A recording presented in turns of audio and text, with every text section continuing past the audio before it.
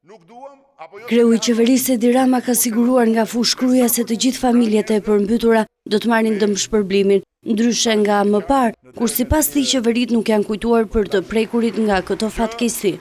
Të gjitha dëmshpërblimet për të gjitha familjet e regjistruara dhe për të gjitha dëmet e regjistruara këtu në këtë zonë dhe në të gjithë Shqipërinë të trashëguara do të jepen deri në qindarkën e fundit.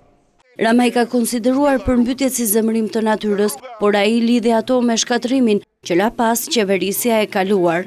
Siç ja hëngri Malet, Saliu Krujës, asnjë sultan dhe të gjithë sultanët bashkë nuk ja hëngrën.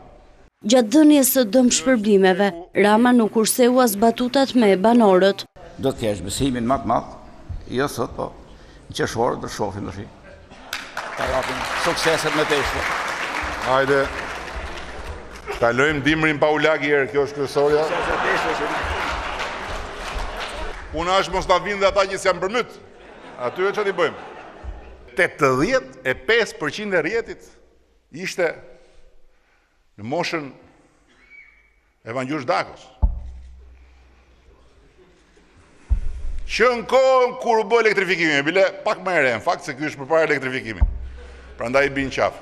Kryeministri ka premtuar se fushkruja do të transformohet shumë shpejt, duke përmendur edhe rrugën e re që e lidh me Thumanën.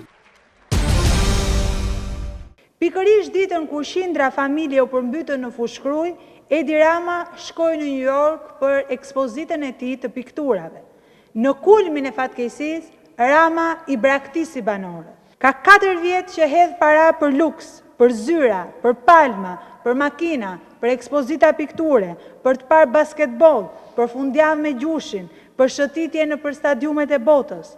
Para që po të shkonin për investime në bujqësi, në kanalet Kulluse e Vadice, nuk do të kishin dëme që me ditën e parë që bie shi.